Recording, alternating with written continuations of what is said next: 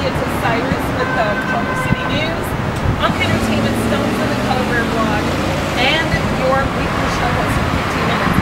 Okay, today it is hot. We're wearing our sunglasses. However, I am standing in front of the world famous Bernie Grundman Studios.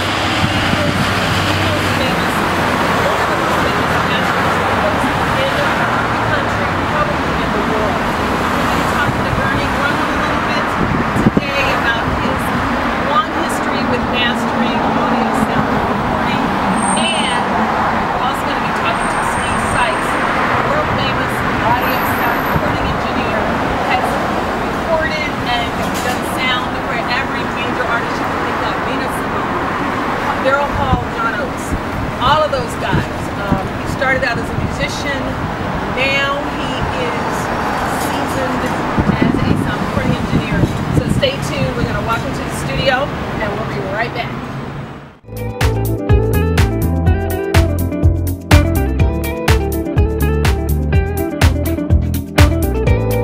Good afternoon, everybody. It's Osiris again with Culver City News, Unk Entertainment, Stones in the Color of Her blog, and your weekly show host for 15 minutes to show. Okay, we are back inside of the world famous Bernie Grundman Master Studios, where we happen to be talking to Mr.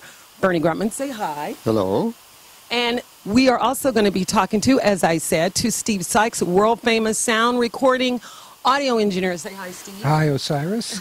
So, just in case you kids out there don't know who these guys are, they are world famous. Bernie Grundman is famous for mastering. If you don't know what mastering is, Bernie's going to tell you a little bit about mastering. And then we're going to talk about a little bit something different today, just in terms of sounds, tones, and things that go into making something sound like it's fabulous. Steve, on the other hand, is a sound audio recording engineer. So he makes sure that the mixes that the mastering studios get are top notch, that they sound like butter. You know that term that says they sound like butter?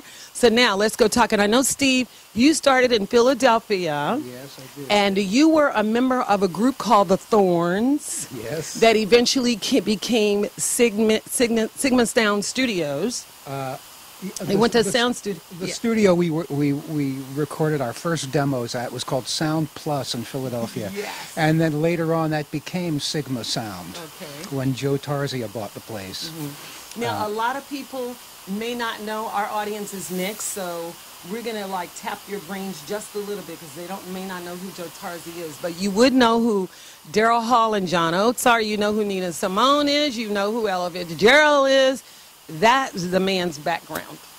So you want to talk a little bit more about what you did there at the sound and how you went from being a musician to a recording sound engineer, the top in the industry. Well, there's a big spread of years, actually, for that. I don't know if we have all the time in the world. Make it quick and concise. Okay. Then we'll go to Bernie. Well, basically, I started, as a lot of us did as a musician. I started as a guitar player in local rock bands in Philadelphia, and wound up getting financed and doing some of our first demo recordings at what became Sigma Sound, but of course was Sound Plus then.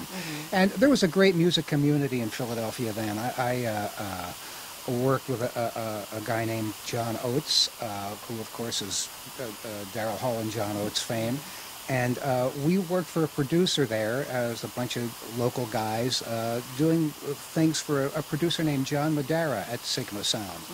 And right away I was immediately interested in the recording side of it. And gosh, there's a whole lot of fast forwarding I could do here, but after I left Philadelphia I moved to Denver, and I was there for a while.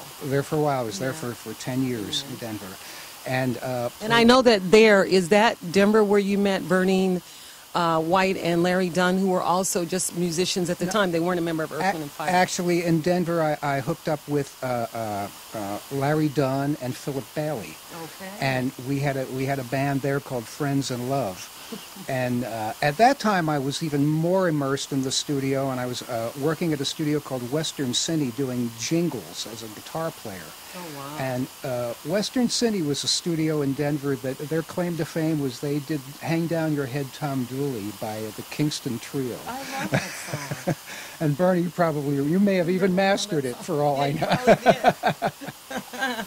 At any rate, I became more and more enthralled with the recording process as I went on through my guitar playing career. And Philip Bailey and Larry Dunn got picked up by Maurice White when we opened a show for them and blew them off the stage. So Maurice, knowing being a smart businessman, he said, "Wait a minute, I want those guys from your band." So he stole them.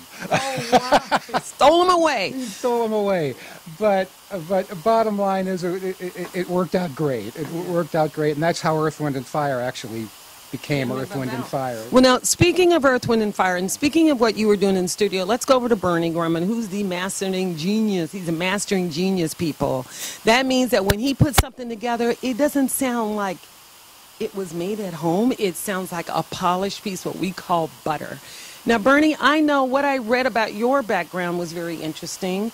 I know that you were also deal with audio, but you deal with audio as in terms of mastering. So we're going to go a little bit. Now, normally people talk to you about mastering, and you've talked a lot. I went online, saw your YouTube videos, which are very informative about mastering, the whole technique. But what I would like to talk to you about in terms of mastering is how do you mix ambient sounds, the sounds that people use for isochronics. There is a whole wave of sounds called isochronic tones that they use hertz. Now, I'm not sure what hertz are, but I know that they affect the left and right side of the brain and the activity in the brain. And they do all of these things where they lay down a bed of ambient sounds underneath, like a monotone that's steady, and then they throw the sound of lakes or water over the top. What are some of those things? Have you ever been involved with mastering some of these new things called isotronics? They're for people that have stress conditions, things like that, that they need to lull the brain way down to delta. Well, it's sounding pretty scientific, what you're saying there, but those things could have been in some of the things I've worked on, but and there is one, there's a whole series of recordings that I did master that are for relaxation, for massage parlors, things like that, meditation, and they're very interesting too, but I'm not sure if this producer used any of those devices, but in a way they were creating those sounds. You know, just this undulating sound, synthesizers and so forth. And it's a very funny story too with this particular producer. Well, tell us all about it. Because he has recordings. You know, like I said, one of them's called Sleep, and they're very relaxing. In fact, we kept falling asleep trying to master it. We were in the room trying to master it, and we kept falling asleep. So it was very effective. He even told me, he says, most artists would never say this, but I know my recordings are a success when everyone falls asleep. And that's the truth. But there are recordings that come through the studio from time to time that are very specific that way. You know, they're designed for certain kinds of moods or some certain specific effects on people. But generally, you know, we work on, just like most people in the industry, we're working on mainstream recordings, pop, R&B, whatever's in the mainstream. Now, I know you are, 2-3-time Grammy winner, and you are a Grammy winner because of your adept sense of mastering. And I know that you talked a little bit about emotional, how when you master, and Steve probably the same thing, that your intent is to make somebody feel something, make people feel something. Well, I'm trying to heighten the experience of my client's music. And so I need to kind of emotionally have some kind of connection with it so that I know when I do adjust the sound or manipulate it, that I'm actually creating a better connection of that music to the listener. You know, that, and I have to use myself, of course. That's the only way I'm going to know if I'm making any progress. Now, in addition to that, I'm kind of interfacing that with what the producer or the artist is trying to communicate. So that I don't take it in the wrong direction. It could be in a very emotional direction, but wrong thing. I could be making it too aggressive. That's a human emotion, you know, being aggressive. But maybe the artist is going to say, well, you know, I really wanted that a little more romantic. And then it's like, oh, okay, I need to know those things. It's good to have feedback, because I'm really trying to help them realize their dream. It's their recording. They're trying to get across their point of view. You know, music is like a portrayal of the human experience, emotionally. So they're trying to communicate to the audience, to the listeners, their point of view. I mean, we only have so many emotions, and all these different artists and producers, they're trying to just show you maybe another point of view, and maybe enrich your life in those feelings. So I need to know, though, if I'm making any progress, and I kind of like to get a, you know, back and forth feedback from my clients, so that I know that I'm going in a good direction, and then maybe I can contribute something to it. I can do something that's going to make it even better than they thought it could be. That's the goal. That's the goal, yeah. So you put the shine on it. Yeah, it's that kind of thing. But there are also other factors when it comes to mastering, because mastering, we also have to kind of interface it with the market. And it's a competitive market, too. And explain that a little bit more. When you say interface with the market, are you talking about the artist interface with the market, the mastering facility, or both? It has to sit with other recordings that it's competing with. If it's an audiophile recording, we're only thinking about quality. We don't want to use a lot of extra devices and various things and gimmicks, like to make it attract attention. So you want it as authentic as possible. Authentic as possible with that kind of recording. But if it's destined for the real competitive top 40 market, there are a lot of things that people are doing now in order to get the listener's attention. Now, they do degrade the sound quality somewhat, and the trick is to do that without degrading it any more than you have to. But there are a lot of devices that we have to use, or else the recordings won't sit well against other recordings. And people will think something's wrong with it, because it's maybe not, it could be as simple as it's not as loud as somebody else's. Flat or something sounding. Yeah. It's just... Ears have been trained after all this time now. So we have to think about the market there. When it comes to, like I said, audiophile or classical or jazz or something, all you want is authenticity. You want to be faithful, you want to be natural, you want to make it sound like the musicians are sitting right there in your room. But pop music isn't all about quality either. It's about boogieing. It can be that, but it's a little bit more manufactured. It's like, we're going to create this thing, and we... That of all the years of music, which is thousands of years of music, that jazz in particular seems to be the only genre of music that they have not been able to kind of hip up and manufacture as much. I mean, they use jazz in different songs, like hip-hop uses jazz in some songs and things like that. They take snippets. But jazz is the only thing that, like, everybody does pop because it's so easy to manufacture and it's so sellable. But jazz is a whole different thing, and I know that you in particular started in jazz, and I know you've been in this, you've had this studio, I think it was in 1984 or something like that. It started? You opened your studio in 84. And so I know that you had jazz background. So talk a little bit more about, is there a big difference in mastering jazz than the other sounds? Or well, again, talk a little bit more about that. Yeah, it's what we said. We kind of touched on it earlier. Yeah. But jazz is with jazz, it's all about the music, only the music. But then you have to look at it. There are certain things that have changed in jazz, because we went into fusion at a certain point. Now, fusion isn't as much jazz as straight ahead, what we call straight ahead jazz, which is, and we can qualify that by going back and saying really what jazz is, and there's a little jazz in everything. Really what jazz is improvising. So if you even bend a few notes here and there when you're singing a tune, it's got a jazz component because you're putting you in there. You're improvising on the tune. Now, straight ahead, the purest jazz is the majority of it is only soloing. It's improvising on the theme or the tune. Whereas fusion, a lot of it's written.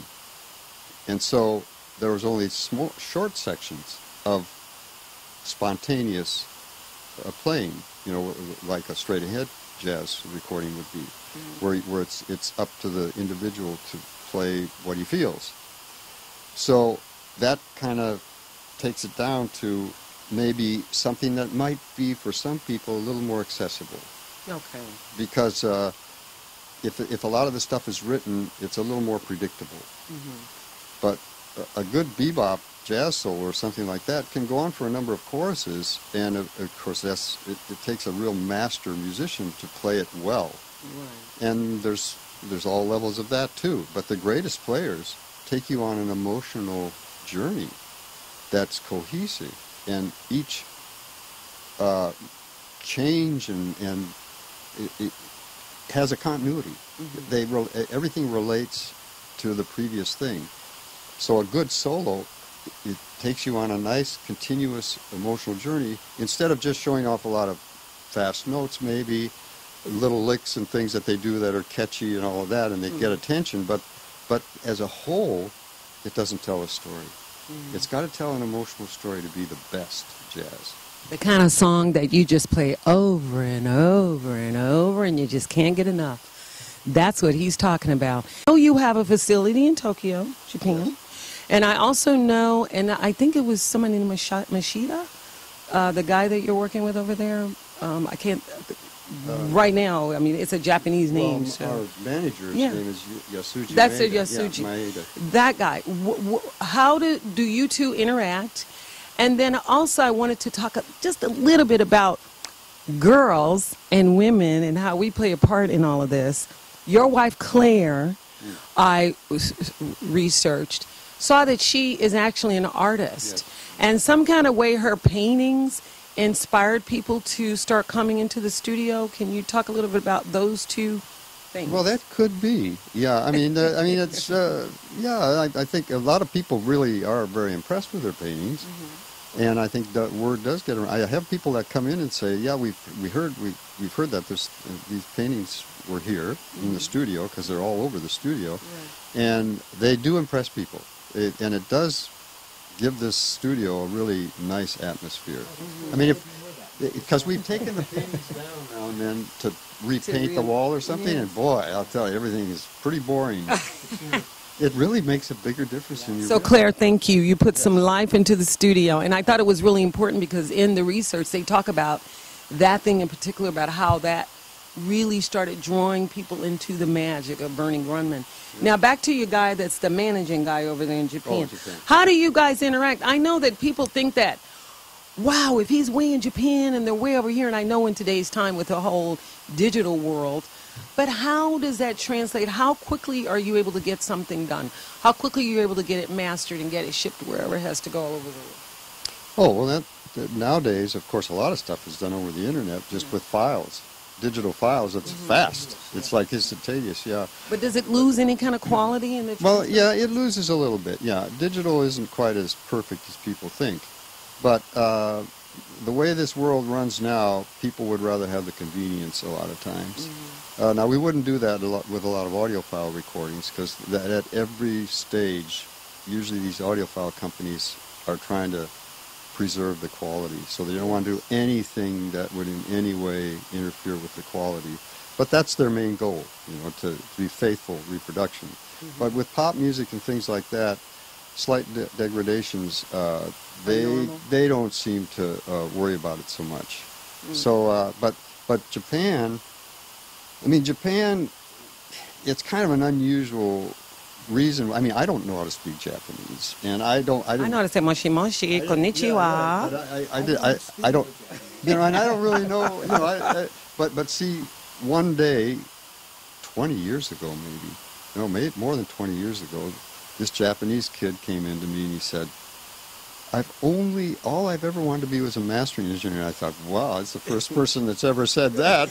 You know, most people want to be in the glamorous position. Right. They want to be the mixer. Or they want to be with the artist, and they want to be, and even though we are sometimes, but we're kind of behind the scenes. We're, you know, so, you know, and I thought, wow. He says, I used to, you know, I'd come in on Saturdays and do a lot of cleanup work, so I didn't have clients. And he said, can I just come and just hang with you on Saturdays and stuff? So he would sit at the console on Saturdays, and I'd just be doing my work, and he just wanted to be there.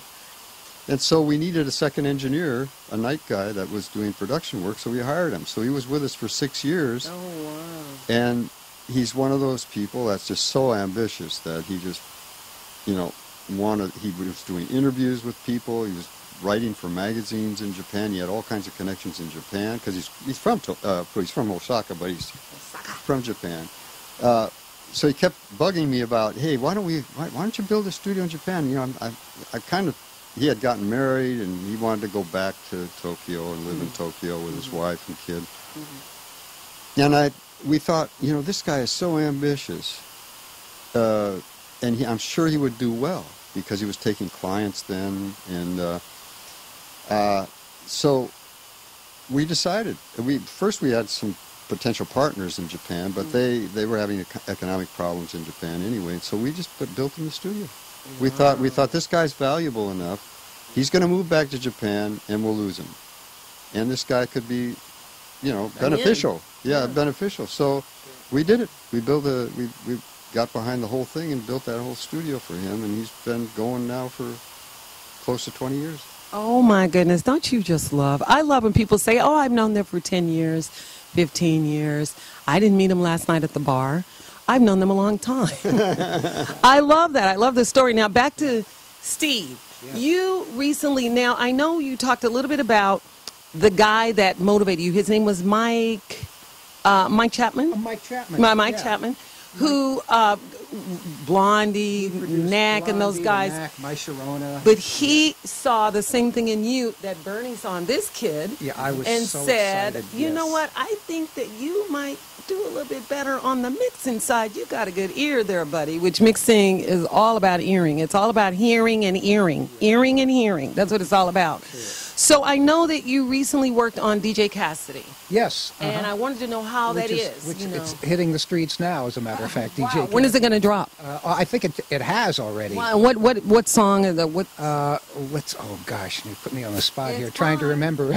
Okay, we just know that's an album coming out soon, and it's dropping now. Calling All Hearts was. Calling All Hearts. That's right. I remember now. Calling All Hearts, and then there's another one with R. Kelly that Makes the World Go Around. I might have to double check. I think that's Makes the World Go Around. I think that's the title of it that just dropped also. There's a number of singles that are dropping. If not, we have the internet and Google, so you can get it right. Yeah. But that was a great project because this young kid from New York, DJ Cassidy, decided to get all of the guys together that played on the original dance records that he loved so much in the late 70s and the beginning of the 80s. Great idea. So he hired John J.R. Robinson, the drums, because he was in Rufus, and he played all that stuff for Quincy. He had Bobby Watson on bass. These were great, fun sessions to do. We had Marcus Miller come and play.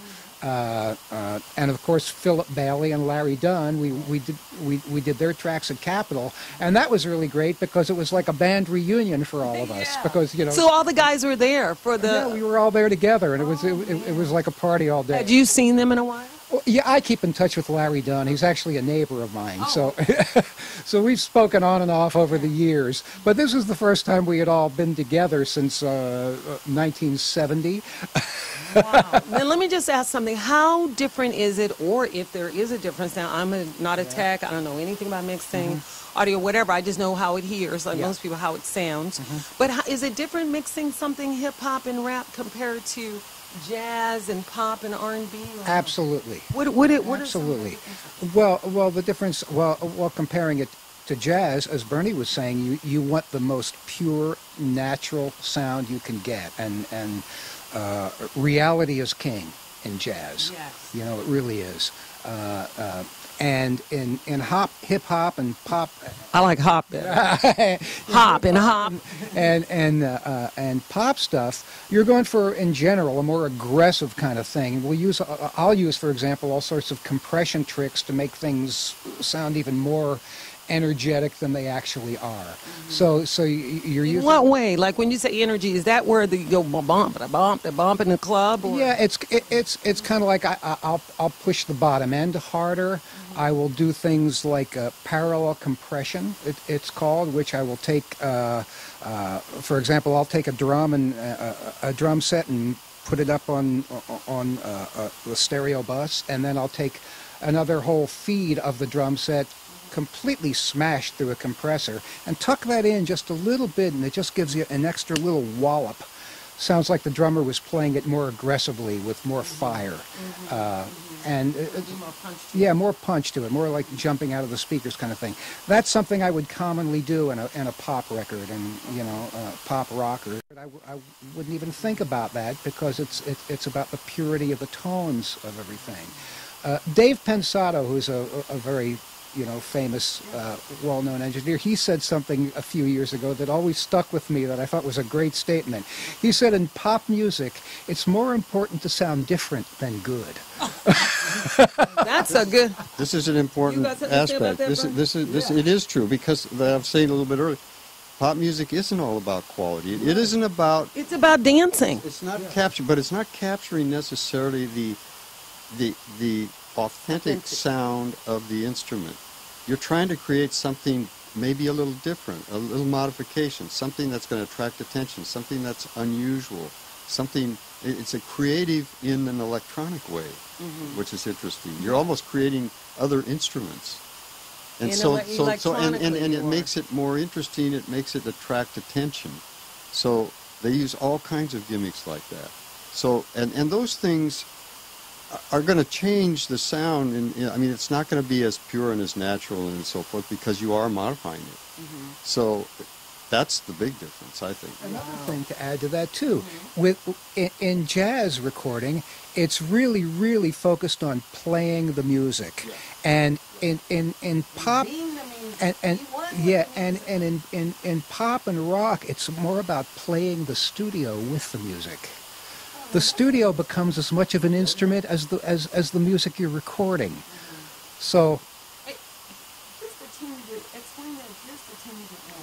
well, because a lot of experienced engineers that have been doing rock and pop for a long, long time know all the tricks, like I just mentioned a little while ago, about parallel compression, about different ways to create more excitement than actually was played.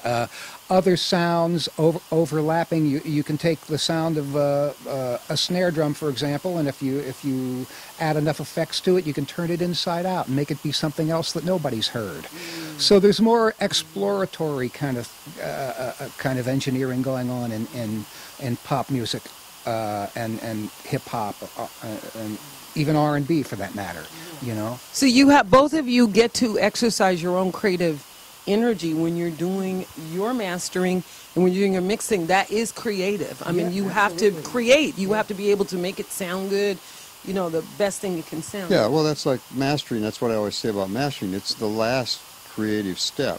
I mean, and I call it the sobering part of the business, because this is the last chance. This is the last chance, and everybody is sometimes fairly humble when they come in, because it's like well, we've been sitting in the studio listening to this really loud, so we think we have this great recording, but what do we really have?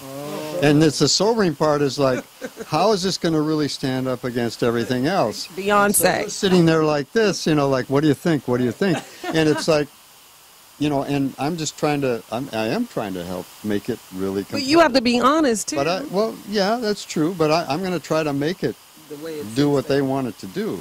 But they really aren't sure sometimes. That's your talent. So the creative part is to trying to bring it up to whatever I feel is the best I've ever heard of whatever it is that I'm working on. If I'm experienced and I've heard a lot of things, I've probably heard really some greats of this and greats of this, and I have that in my head. So when I put up theirs, I'm going to go, well, it's not as great as the best ones I've heard, but I'm going to try to make this thing compete with what I know is a great sound for this kind of music. So at least give it a leg to stand on, I think. Yeah, so mastering is that. It's like this last step, this last possibility, this last creative step, and then it's the first step in manufacturing, because our product is a master that everything's going to be made from. Right. I'm always nervous when I bring a project into Bernie. That's knowing that it's the last stop and knowing that he hears No going back now. He hears everything from every engineer that's ever been known in the universe. When I bring in a project to him, I wait for his approval to see was it okay? Was it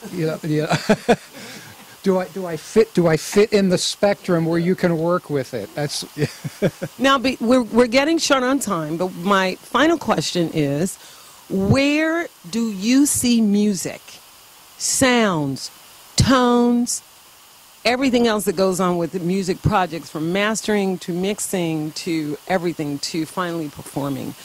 Where do you see music going? I mean, with all of the digital stuff, I will tell you that a lot of it is boring. A lot of it is very similar in sound. It's like a bunch of Stepford people. They just kind of cut out a mold. Do you think that there is ever going to be a time when there is individual music, where you can tell it's individual? It doesn't sound like somebody or nobody's mimicking anybody, things like that. Sure. You want to start, Bernie? Well, there is a possibility that could be developing, because now with the internet and so forth, a lot of people can make their own recordings. However, most of them aren't very well done. But there is that possibility of at least getting exposed somewhat, maybe something unusual, something interesting. But there are encouraging things on the horizon. Actually, they're underway. Because a lot of the reason why a lot of these recordings sound the same to you is that they're degraded in sound so far because of iTunes and so forth. It's a very inferior sounding format. And a lot of the formats that the kids have been listening to, are not really the greatest sound, so they don't bring out all of the best aspects of the music. Mm-hmm. However, now there's a movement with these new streaming sites and download sites where they're going for higher quality. So it bring back some of the authenticity. So now, Yeah. I mean, and people, Thank you. I don't know whether people realized that they were missing a lot. In fact, a lot of these MP3 type signals, they throw away through digital compression about 75% of the information. Oh my God. So what's happening is you're really only getting an approximation of what was originally recorded, and you're not getting the full impact of that recording. Now you were going to say I was going to say, I was watching this documentary about a week ago with Andrew Sheps, the engineer. He said it perfectly. He said listening to an MP3 is like reading a sentence and removing a letter out of each word in the sentence. Your brain fills in the blank, but you're still missing those pieces. Wow. Now that is a profound statement I have. You don't get this full experience, and so it's not going to affect you emotionally the way it could. So these new sites are, and we're doing remastering with a lot of things now. That's good to know. Yes, so that it's going to cost more, though, unfortunately, but you'll be able to download. Okay, you'll get through it. You'll get through it, don't worry. Yeah, well, no, it's to the public, though. I know. It's like, we'll get through it. Yeah, so now, in some ways, certain albums and so forth, you can actually get better sound than you used to get on the CDs, because they're going all the way up to 192,000 pulses per second. Wow. For these downloads, when we remaster it. Now, you can fool people, you can upsample stuff, and it's no better than the original one. But if it's something that has that in the original master, we can actually get that to the public. Okay, now, before we go, I need you to give me your hashtag Twitters, your emails, not the emails, the websites, and any way online that people can contact you. Go, Bernie. Well, www. I don't even. Bernie Grundman Studios. That's Bernie Grundman Mastering, but it's to get a hold of me, you'd have to go through my coordinator. Okay. His name is Adam, Okay. and it's at BernieGrundmanMastering.com. Thank you. Okay, and Steve, for you? I am reachable at stevesykes.com. Okay. And So they both have websites, and they are all over the place. But when you were established as these people are, online is just a piece of a pie, but they've already got the pie figured out. This, again, we want to thank Bernie for taking up his time. I know that both of you are very, very busy men, and I feel very honored to be sitting in between the two of you. Bernie Grundman, thank you so much. For those of you who don't know Bernie Grundman, I don't know how you wouldn't, but if you don't know, Bernie Gorman Mastering Studio. It's here located in Los Angeles, or what we call Hollywood, on Gower. I think the address is 1614 North Gower, Los Angeles. 1640 North Gower, Los Angeles, 90028. Is that right? And Steve, you can be reached at stevesykes.com. Yes. And we are so happy to have had you, and thank you so much. My pleasure. DJ Cassidy, we're going to be looking out for your hit, man. I'm going to be looking for my boys on there. Steve Sykes, I know he did a great job. And that's a wrap.